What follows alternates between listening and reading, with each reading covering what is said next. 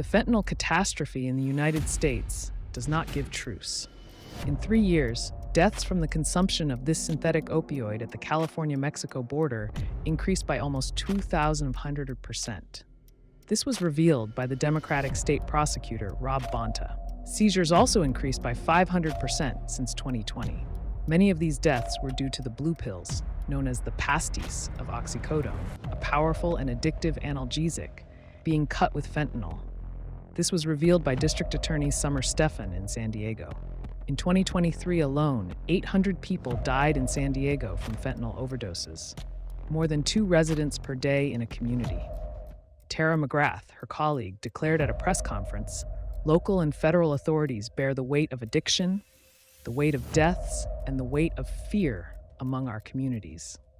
Researchers recognize the efforts made by mayors, governors, and the federal government to provide resources to combat drug trafficking, which is produced in the Mexican jungle by cartels such as the Chapitos, have intensified.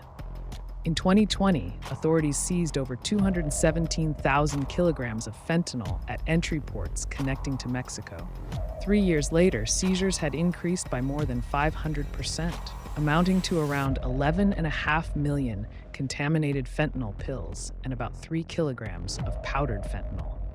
According to legal proceedings, 61% of all fentanyl confiscations entering the United States are recorded at the California border, at entry ports or border crossings.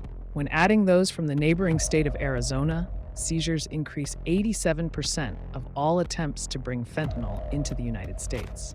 Traffickers do not seek final destination cities on the border like San Diego, but rather continue trafficking to other regions. However, along the way, the opioid causes devastation. During those same years, between 2020 and 2023, deaths from fentanyl overdoses in San Diego increased by over 2,375%.